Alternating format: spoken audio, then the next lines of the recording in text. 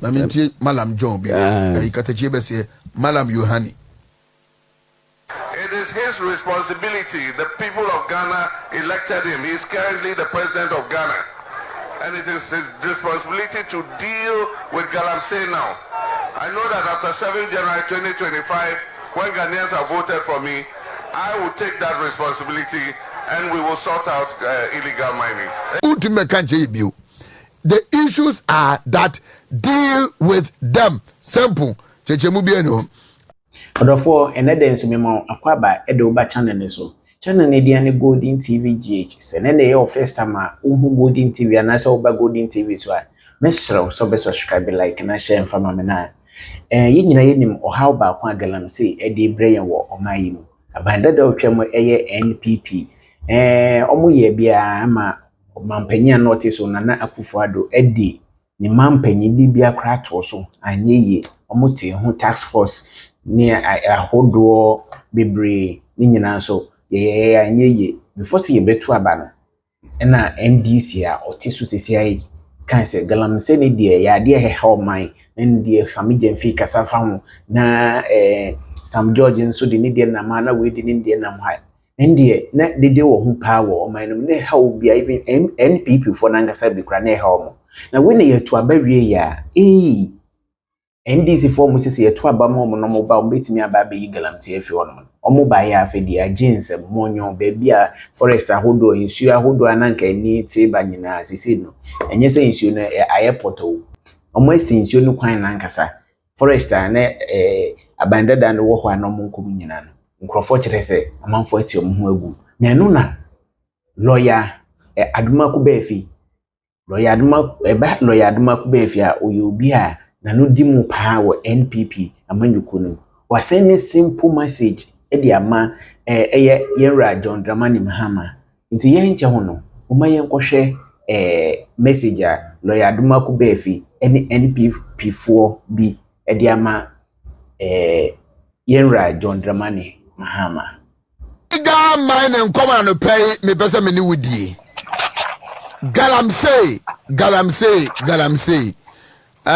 simply I want to ask womwa no mania bre edi won komo kan wasem bo mampani dada na na dan Akufo-Addo sobo se wono na wode o so ye bia ma illegal mining to channel ene ye nti omunka mebusa o wona atenkran ya wuwo mo oti omunka mo anu mate kanashibe wati yemu baako oni ya meti nka baako ba mo ma kare de Atigya may retreat and example so no he's also been doing well at least he's been consistent at least NPP time no crying obiad wa or threatening or more than no say under this administration they do baby nyame to ake padekono Galamsey for but I said I'm no bad person I'm sending a coach bi anopa bi am sending mamono. And as if I knew you were going to ask me a question. Until I'm written a quote about saying the 2 minutes and say, and any panqua. The Mumia Body in Naka will be Tikaya and Sandy at Wasco.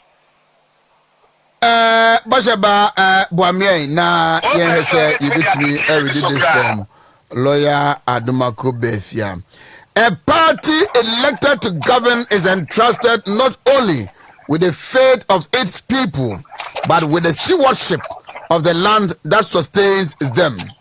To rule is not merely to manage human affairs, but to safeguard the very environment that breathes life into civilization. When a government neglects nature, it commits a silent crime against humanity, for poisoned rivers, barren lands, and dying forests are not just wounds upon the earth, but warnings of a doomed future. A leadership that turns it back on nature, turns it back on life itself, making life itself, making it unworthy to rule and a threat to the very survival of those it claims to serve. Yao Adomako Baafi. Lawyer. Only a penny of classmates, I say, say the TV Mawa, na ɛno nkyerɛ sɛ nnipa mpo na ɛwɔ mo so na wontumi twɛ nipa so ɔbrɛ a abɔdeɛ titiriw ndua ne kwa yɛ wo twɛ so onyame nyɛ nsɛm mu no onyame bɔ ondua ansa na ɔbɔ nipa kɔɔ no meyɛ sɛ nipa hyia mframa firibia hɔ enti ɔde ka bɔ ondua enti yɛn deɛ fa oxygen firibia hɔ sɛ yɛmfia ma ɔmo carbon dioxide enti wopɛ nipa paa ne yɛnuanom paa yɛbɛɛ wɔ mo a ɛnyɛ obiara sɛ ɛyɛ abɔdeɛ a ɛyɛ ndua enti sɛ wo sɛ kwa yɛ wo sɛ nsase na wo sɛ nsuo di a ɛdeɛ nipa no si da kora de ma no a ɛsɛ deɛ wasa ka ma no adwam ɔyere ba yɛ mu bi no deɛ yɛsua ade afiri nature hɔ ɛne environment no yɛdi yaw yɛakoma pere mpo yɛne ayɛ ban mu ɛyɛ NPP ban mu no yɛ mu bi ne ɛguso ne yɛka because sɛbi sɛ nipa nya wiase nneɛma nyinaa no ɔtwene ne kra na ɛmfasoɔ bɛn ɛne wɔ soɔ sɛ mede mmea me kurom askɔre ahensan ɛyɛ asɛm a kane ne ɛwɔ niman ne ɛwɔ asuofia ne ɛwɔ nunu ɛne ne nyinaa no ne nea are Kumasi aboabo ne ɛwɔ pelele wokɔ aboabo number 2 a ne nsuo mu ɛfɛ baba mbota woba ɛyɛ yi soso a ɔde sɛ alagye no sa hɔ no soso a ne nsuo no bi wɔ hɔ wokɔ ɛyɛ ayigya a ne ɛwɔ SS ne nsuo deɛ ho ahyia sɛ wofiri no ahyia ɛkɔ kurofo mu a ahyia hɔ ne nsuo da hɔ a ɛtere fa ne nam anim hɔ na ne maame apata wɔ bɔde ɛne nti ɛyɛ baabi ɛte sɛ abakyeɛ nan na hɔ nso ne nsuo kɛseɛ ɛda ɛda railways no hɔ no mu a na yɛ fam nti yɛnyere bɛnyina nsuo deɛ deɛ ne gye hɔ ɛsɛ ɔyere ɛdeɛ ba a ɛfa soɔ no ɛha den ɛde yare ahodoɔ na ɛba na sɛ meba asɛm no so a yɛnua no ma nkɔpi owó aduro ba ɛso ɛpa me na yɛde ade ɛhɔ ma NPP bɛba no na NDC aban asɛ mayɛ bebrebe sɛ na wode w'ani fa sankɔre wode w'ani fa kɔfoɔ wode w'ani fa kɔɔdie wode fa yɛn kwayɛ nyinaa no a wɔn mo sɛe no ɛkofoɔ de baeɛ no ɔba wɔn fa ne ɛde nneɛma pii no kɔɛ yɛnim koraa no sports game minus ɔde ɔno kɔɔta kwa ɛkɔsi adeɛ yɛnim koraa no ɔde mfidi a yɛde ti 30 mercury sɛdeɛ ɛbɛyɛ a ɔhaw bi ɛnka yɛ nsuo na na yɛ bi ɛnso ɛdeɛ bɛnea no a ɛberɛ biara no nipa bɔɔli ɛso baabi yɛkɔfoɔ no bi ɛde NDCfoɔ no bi ka bɔ bi yɛ adwuma ɛma medeɛ ne nyɛ dɔm ɛyɛ yɛnea kɔɔko boae ɛde NDC ni baako ɛyɛ mmerɛ firidi kakra ɛkɔgyina Galamsey berɛ na ɛkofoɔ do ɛbɔ ntoa no ɛsɛ yɛbaa ɛbɛmɔmɔtu enti yɛma yɛn nsɛm ɛkɔɔi yɛanom bae bi afɛ deɛ kyɛn mene wo kasɛ yɛ wɔyɛ ba mame fa wɔ atwam ɛyɛ da wobɛtwa ɔde sɛ wobɛto boɔ atwa fra nampake bɛsi hɔ sɛ wobɛka yɛ NPP NDC ba foforɔ Professor Winstein aberanteɛ bi a yɛkɔɔ yɛyɛayɛ wɔ sankɔre ne yɛfrɛ no nyame kwame ɔyere ba sɛ wokae mmeranteɛ mu kɔɔ no ne baako de kwasi adu na baako de kwabena no a mede yɛkyere kɔdaa sankɔre hotel ana sogyafoɔ ɛsa no mɛbɔ mu hurawura mpipifoɔ ne ɔm na kɔdaeɛ ne yɛfrɛ no after 6 ɛwɔ boako sɛwe boako kwaa no so ɛkɔ wi aseɛ no asɛm no yɛde ne sei yɛkɔkyee mmeranteɛ no ɔmo kum aberanteɛ no baako ɛwɔ minister dɛm ɛnsiaga wɔn mo ba yɛyɛ akakabe nsɛm no wɔn asa aspɛre bio Mahama. And then that boy, Sam George, that boy, the man who is paid to be president, has the ultimate power to end this in a week if he wants. And I want the last 3 words Oyusu in his first sentence. The man who is paid to be president has the ultimate power to end this in a week if he wants. He is commander-in-chief of the Ghana Armed Forces. For Christ's sake. He was speaking about Galamsey. And then John Dramani Mahama, or agreed to the extent that why assemblyman, why MP, why deputy minister, why minister, why vice president, why caretaker president, Busuminsia, why president, abaye former president, and then Ghana also Tianica, and wabaye presidential candidate, as abaye president bio. It's on quite a board hokas in Anado. Sam George, ya bojo Mahama Hoka as Anado. And today, come and tell us that he has the ultimate power to end Galamsey in a week. Oh dear, on the man 1 month. Because on no why Tino, you had that 1 year. Tino, every man 1 month. Sir, he is the commander in chief.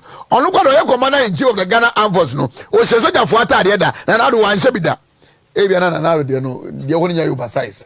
Or shall be oversize. Do you want man shabby? I be a gumbusu snapper, and as of a bohon. Okay, the Mahamad Oshabi. I got try motor soon in the tree. So on the commander in chief of the Ghana Armed Forces, Sam George, that boy Sam George, and the bra, never can be my inti. And this man, on the Yamina in the Sukrata, Kofi Amaboa.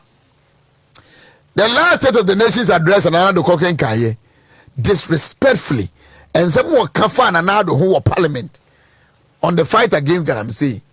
And then Yamiatu and Kanya, you know, Lands and Natural Resources Minister. And then some more war cano as a sebi Galamsey crown was no one can be that that this fight is not for the Ministry of Lands or for the government. It is for the people of Ghana. It is for traditional authorities, everyone at all levels. Kofi Amaboa senya me pa ni bua kameka sam se utini ho de woki kan maybe atwam ene de na wo ka no kameka se emze utini ho emze obi tini de si uni pedua no so. Because you made Ghanaians believe, say, Galamsey fight, it is solely the responsibility of the president-elect. In that matter, the president of the republic. Ene, afraid of what I say, and your ministry nasem, and ya by nasem, Nebum, a Ghana Fuena, and an animal tranquina, and I was a co-fighter Galamsey, I find what that, I'm sorry. Amen. So to amadi bia wuru oni mutino sabi unyansa aba afai na unyansa aba. You are the minister responsible for our lands and our natural resources. Deal with it. Most are Ghana for bo and a Ghana for their control by their mamu. Eye tia. Asem bia ni hobio. Asem no untumi njana tadia untumi nyano hii. Deal with it. Simple. We better simplicity. Na no as obahrema manu mu opposition enne ye de mamo munye asofo na musu mujira pulpit so e de Galamsey eye topic e preach Sunday watch night service awomachi nyina no muso so no mumra come and deal with it because and no and a Ghana for him mu say omubehu enunti and a Ghana for Papa John Muhammad ya nto aba ma wo say badebe cheche or how na wo honu mu cheyu. We voted for you to be responsible. Deal with the issues. Okay, say obeye ene de amount enti ye untumi meka nje so yo dwanfunu biu anoma funu kra ye nye na kampesa akoyo dwanfunu untumi meka nje biu. The issues are that deal with them. Simple. I think there are some videos. Bosheba, my mention ba kumyo bi na afi Senior George akoma trase. Me no and share and common say. And there Galamsey and afi the reforms in our party and komo and ayedi. Dr. Muhammad Baumia is in town 10 a.m. Oko edum blue light na yenyanama omo kai no. Onumu akodi enkombo ono yedru no nti we economics ma omo watem bia friend availability heuristic just obia people depend easily on recalled information they on ani be hunu ni ya no obigina so take decision enu nti na ye ka free senior high hu asem ne nkrofo bia omo de omo ameto time a ne ye koton tima ene ye de atua school fees na bi nim kwafu mu ba ene omo abedware akọ school ni nyina omo amehu bi nti fees ene no free senior high school ni ba ye no ehu hia ne nkura nkane ni so a e bia kane akọ ho a na breso no wa ameto enti na kane ni krom ho enti ne sum aduru hofo na wa ameto so enti wase hu hia enti we need to sit down na ye nwini said the oman no ye betimi atintim no ntimi de bia mete ho a metimi dwiru ho akose ne de akura na ye as a country say me titi videos ni bi eni nsemu nkrofo aka na ne omo anya tumi a saa nneɛma no ɔmo kaeɛ no ɛbɛtumi akɔ anaasɛ ɛntumi nkɔ ɔhene ma Galamsey mu nsɛm a yɛka yɛde ayɛ ama yɛde ato aba saa so many times ɛna mɛma mo atu weesi mɛma mo ntu na yɛakeka no saa I'm say Galamsey politics na replace a fuel politics no no na ɛba weesi beba mete so weesi wo bra so ko say galon yɛsɛ no bia pagya galon ɛno no gradually fade out no ɛna Galamsey politics na ba sɛ hɔ na nipa dodoɔ na adwene nya akɔhyɛ on sɛ tem bia no mo study sɛ ɛdeɛ bɛn ne yɛka nipa dodoɔ no yɛbɛnya ho mfa so on sɛ time wo kada ɛba fofora na NPP yɛ stance sɛ bi kra yɛ nhwɛ sɛ nke bɛba no ɛhɔ anom so yɛba yɛbɛ legalize ɛna ntɛntɛm so a ɔmode yɛ a ebinom kra gyina so to abɛte a still wɔn asa abɛyɛ ɔmo kra na yɛ mmra LI 2180 road traffic regulations no a wɔn na yɛ mmra kra sɛ magana kada ne nante nso du akyire wɔn sɛ gyina so yɛbɛyɛ nti wɔhene ba de yɛ ka ne nyinaa ne sɛ wɔn a ne abɛduru mpɛmpɛn so a ɔsɛ nyinaa yɛ sɔre na yɛ kasa na yɛnka sɛ yɛde yɛama yɛ biribi ahyɛ yɛbɔtɔ mu nti yɛnka ho asɛm sɛbe sɛ kuro no sɛe a yɛn nyinaa yɛte hɔ bi Galamsey ɛnya deɛ a obiara nim sɛ yɛnka sɛ ma yɛntu man ne wɔ ha sei nanso so yɛsɛ yɛwadeɛ nyinaa ho kwan yɛ kwan yɛfa so a yɛyɛma no ɛfata nti sɛ kɔba sɛ yɛn nyinaa yɛsɛ na deɛ Galamsey no obiara ntinsim yɛnkɔtu bi na yɛmfa nyɛ sika na mmeranteɛ ntotɔ cars ntotɔ tundra ne adeade a yɛbɛwie akyi no ne nkrɔfoɔ bi nso mu society no nso so baaba bebre hwɛ nkura Galamsey ni wɔ so a ɛne yɛ sɛ forest yɛ sensuo emumu a yɛkum wɔ mo ne adeade ne nyinaa no mo a mote hɔ no a mo ani agye sɛ ne mo anya dwuma ɛyɛ no monka hu sɛ daakye bi nso so wɔ hɔ ɛno ntina na yɛ nhyehyɛ yɛ sɛ kwan bɛn ne yɛbɛfa so a yɛbɛtumi atu man ne no ɛmfa wɔ ha obi ama that is why na yɛ hwɛ sɛ responsibility ɛwom for all the stakeholders bit my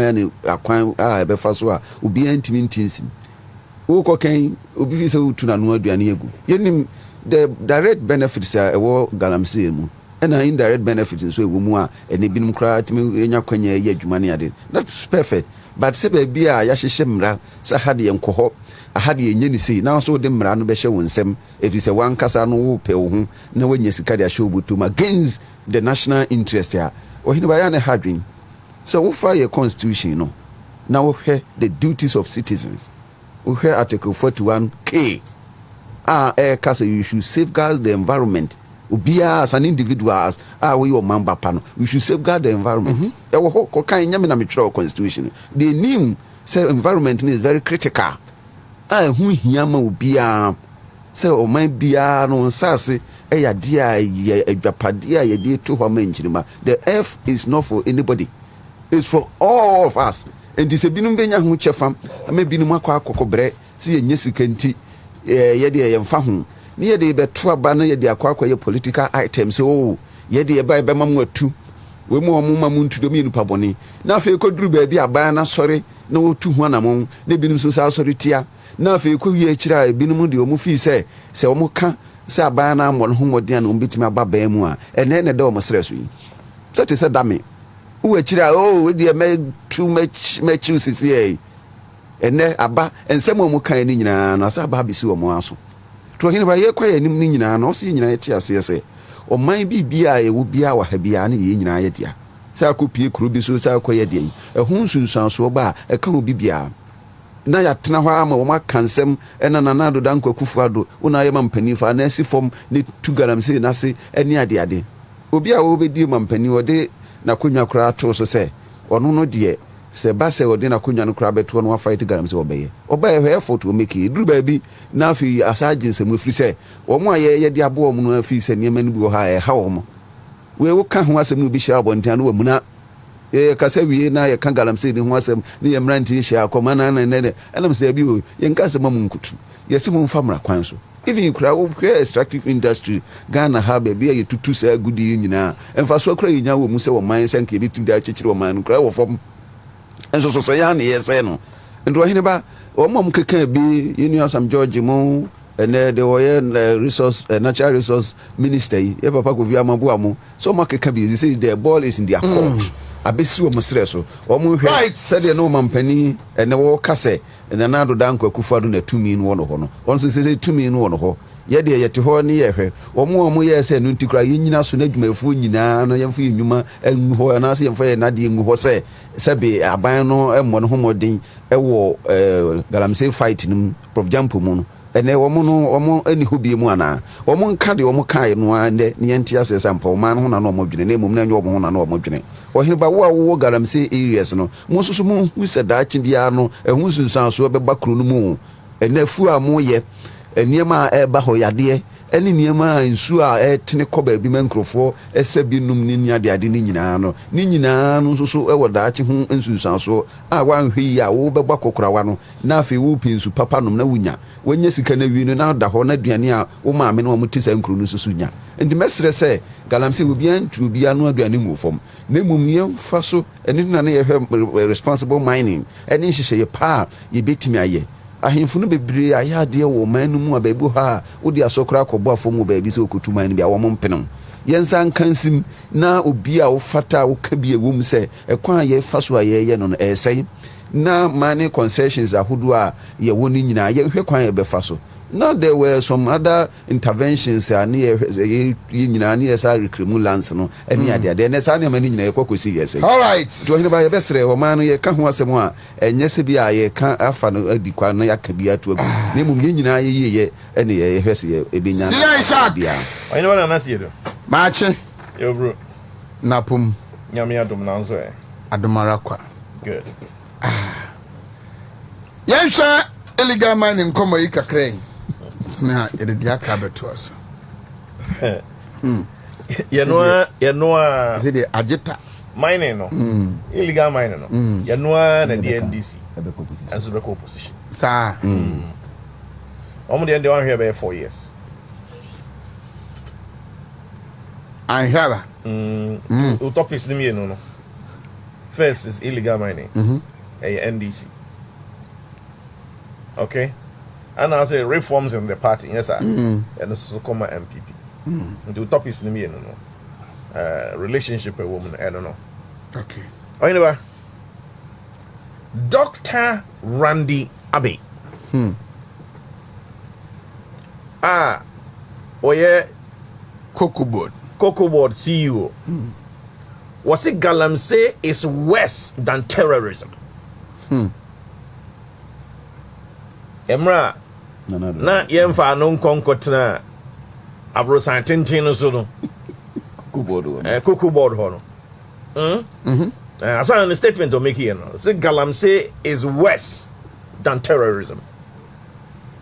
Say a good year na yemfa kwan papa so entuo no ene ne ho nsunsan so we say nsuo say ye kwaye say ye mfudie ene sa enema no etiatutu etiatiekuo fo womo true transem a womo de wo amama bi so de SS amai. Afi was it there is no leadership in Ghana because Galamsey koso. Well, Galamsey koso. So there is no leadership. Ye ni kanini papa bia awo man mu.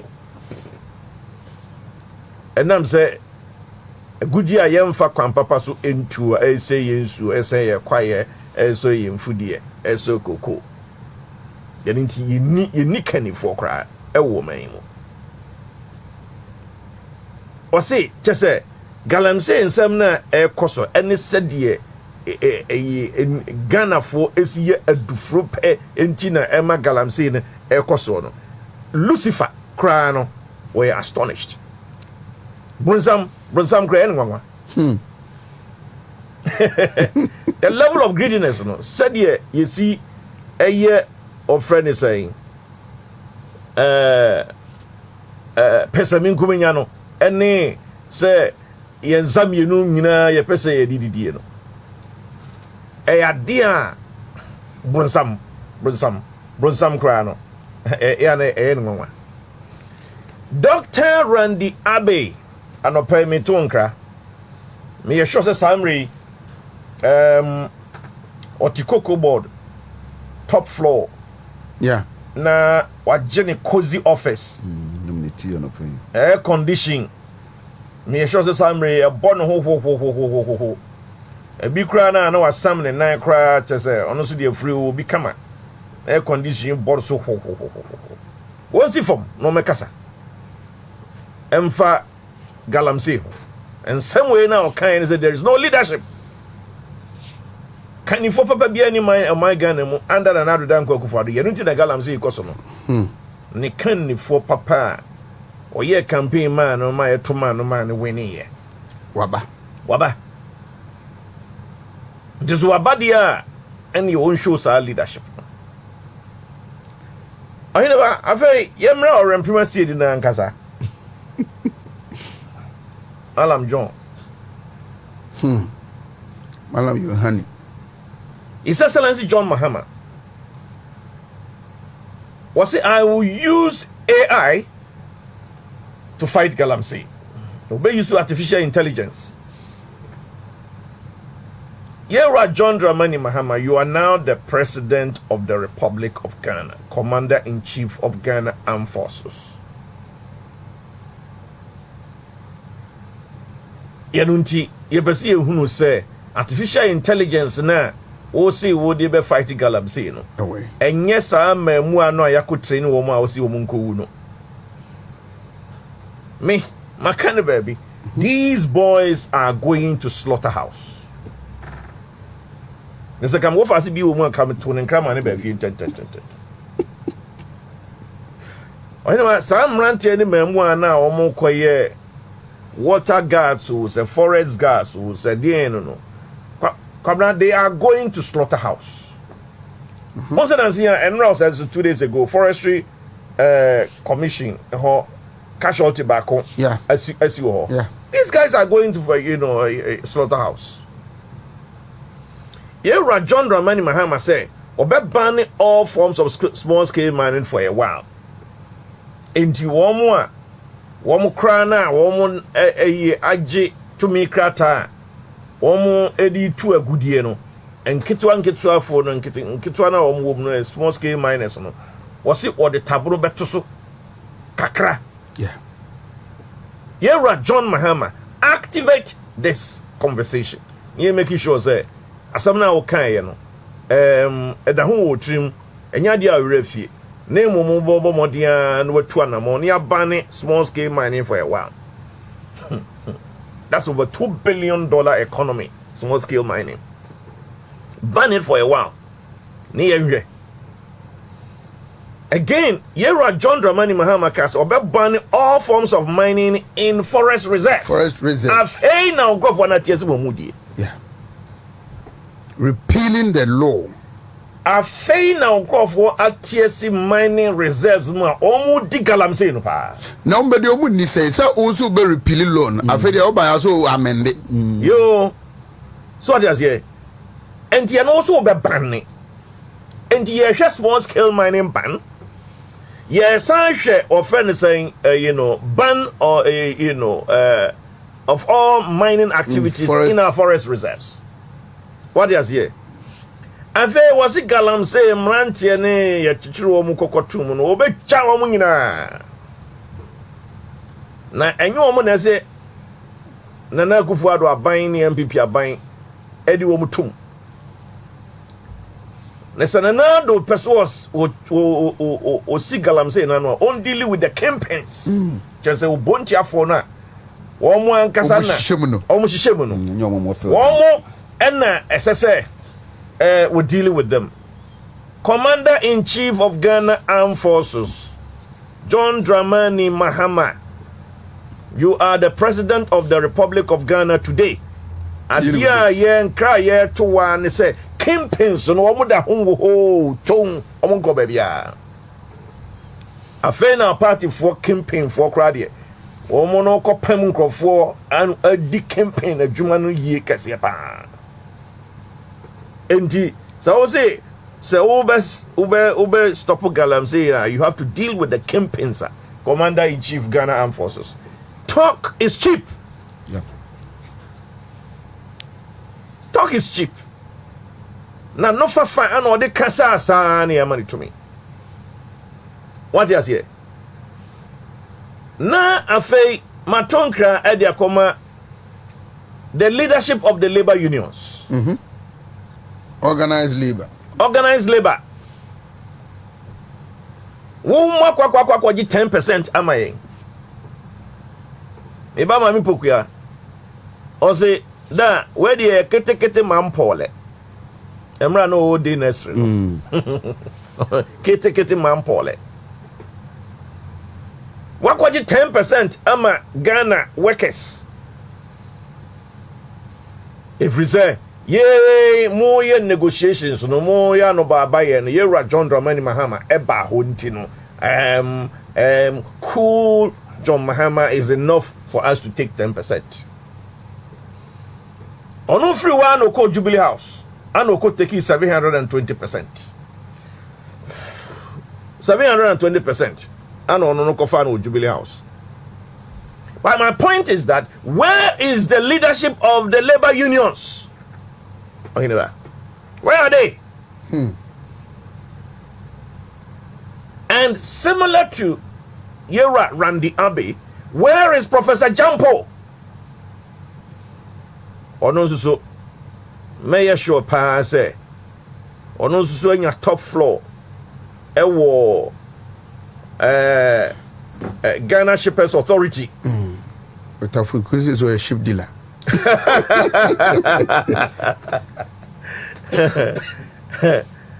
Ama say here wo shafidie mu na onan hihye mfidie mu na ye de massage wo. Tisi form they say Galamsey no wo ye CEO in this particular government. Tisi form join hands with the labor union. Na yen shut the country ne down. Obi an kwadwuma. Afed ye Saint Mahama wona ye de akonya na ma no. We see you help him to deal with it. What is here? Felix Ovozukwache. O see adia wo man no ye lucky abra mo opposition adia wo man no lucky is the political will to fight Galamsey. Felix, good morning. No, but register no. Felix, good morning. Is it Jubilee House? The question I was answer, John Mahama, our political will to fight the Galamsey. Our political will to make sure say LGBTQ no Emrano Abba. What do you say?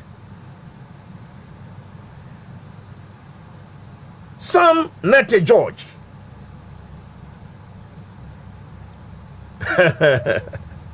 Jatana ye pussycat. Fatima. Jatana vede wa ye pussycat. We say we must ensure that we stop Galamsey now. Yera John Dramani Mahama.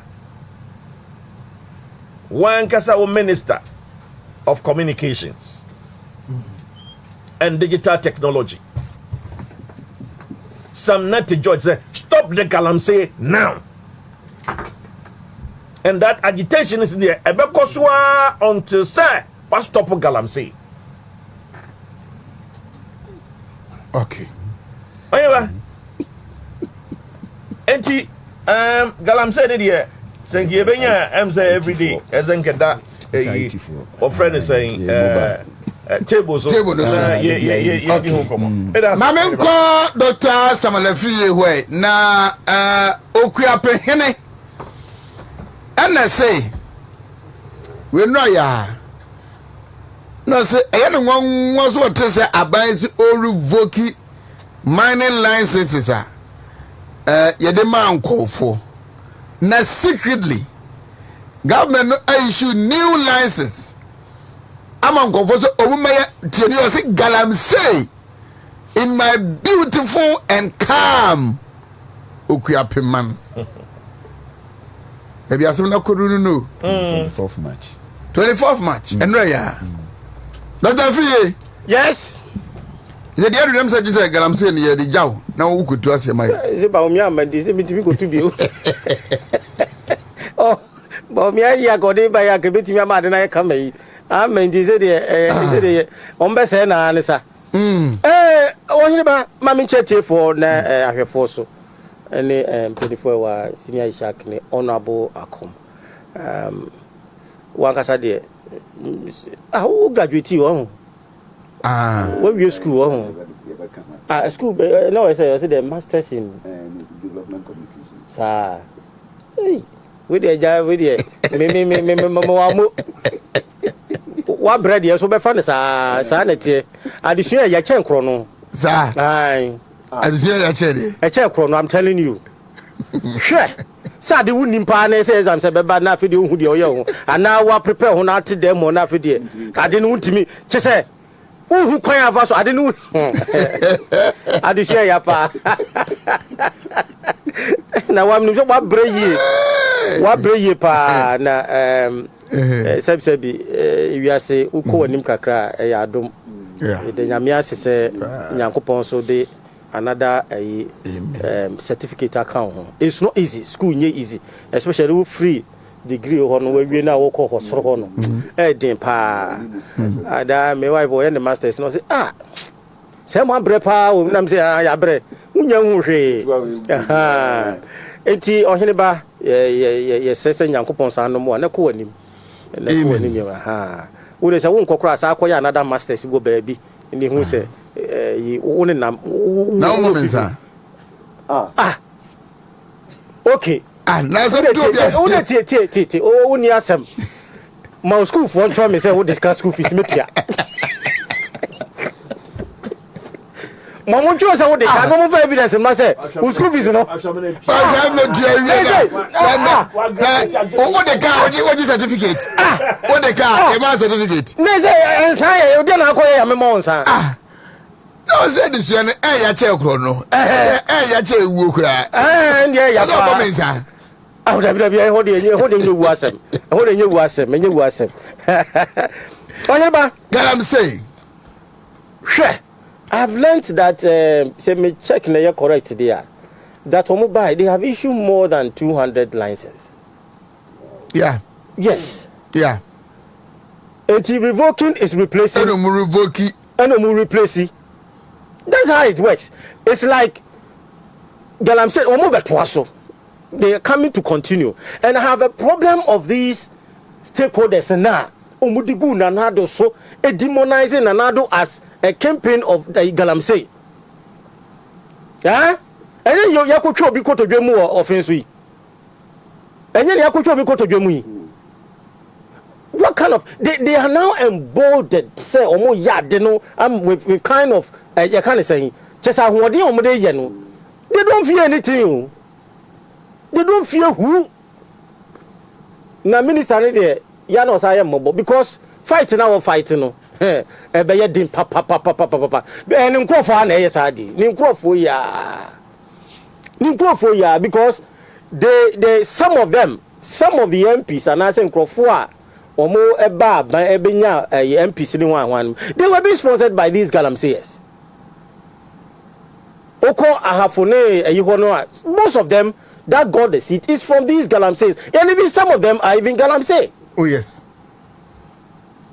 So the issue is that it will be very, very, very difficult. Now the main person in say a kwanya ye fast wa ye de ha na na do Galamsey a ye bi ko ye demonstration e bi de ye ye kan say ana mo friends hashtag stop Galamsey and you will so radio near the atoso so TV and that so and that so then you see who see who yi no mo kasa na we mo kasa jump mo kasa sambo fo ni no mo wai sambo fo no mo wai.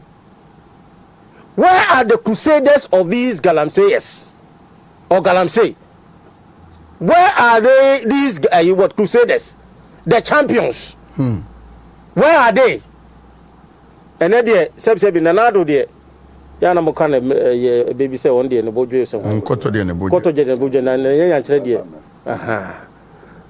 we have not been, and that makes us hypocrites. Wo be dada nipa na gitu mi ni wi a na wo so ye worse. They are doing worse because they think that it's their turn now. Their president will become, their one will become, will be a deal, and they have moved into these forest reserves. Minister Beka say or 7 reserves no bi wo ho a omotimi a recover accident day. One mention our reserves. No person can mention or mention that you say reserve when you want to cross check. But who say 9? Yeah, 7. One about their candidate say dey na heaven enko verify. Oko ho na fe oko ka say mu house na e ka we hu. Oko ho na ka we house we na ka we hu. But he has able to give us 7 forests or omotimi ayi san krofo na free wa o ma recover. Then fine. You who say we dey enko na e verify ahwe. But this Kwakwana story say as a damn as a akroma all the files matekwa all the files matekwa and you be that minister episode on be aware of it. It was here by the Galamsey there. This government, I'm sorry. Ubikra Omwan Krofoni be say if you are not able to handle this within the next 6 months, they have lost the fight. And they will definitely lose the fight. Seriously, the Galamsey they can't. Because Omun Krofona I judge them say they have to also get money. Yes. Oh, yeah. Yes. Because say no say one train na gold board we buy. Amansan price is 70 cedis. Gold board so me to me 50 cedis. Say mrano mo dey ban say without them no untimi for gold be anko abonten. And I'm telling you, these people are going to be rich. Some small scale miners they will see reality soon. They will see realities. And one way on the Cote d'Ivoire and Akoton. Smuggling of cocoa. It will go to Togo or what? Because the Mrano Mode Bane patch, they say nobody. It will to go that they are the right people to buy. And I buy so more than $200 and something million. I wish that they could also have done it to what? Like to say the cocoa board for a year or more. Oh, my papa music and meto gold, no. And for so fine then. But if you have started something with this, and at the end of the day, who discuss in the eco room, and for so bad, and for so ma, I buy lusu because it's not your money. Enti, Sasi kind gold in the Galamsey and gold board, you know, man, she ya a good. Gold a year export if they don't give the right price, and that is where they think the money sikabebem and into no more yes no one better for gum boss and BSS one answer say where you say gold price who and then because of information to be are they 90 no so beton 70 men farm mount men farm mount who say so man so chere say e man am the parliament ne chere say you are the sole for crime say omuya you could just alliances. What kind of system is that? What got to them go with money? Now go to know there. Go to know there or hini na what one I want no pebi ebia sebia me na ebia oboase ya media sa dance force wan yo na hini na ho no e wo bia gold na he na asset no wo se gise unya license ansana what me akra gold ni bi. Is that how we want to build our system? And mom be create a kind of a resource business say I don't know ye ji sikabi anase gold na nkasa ye no in such a way say media ade ya ban ye wo de ne hu bewura mu no na nkofo bi ta akira omo pese omo ye edidi ho. And small scale miners no you will find it very difficult. Say ma private people are no more coin say the so a yipa then small scale for mu go do no but boka because I buy but boka into massa system no anyway Galamsey they can't fight it.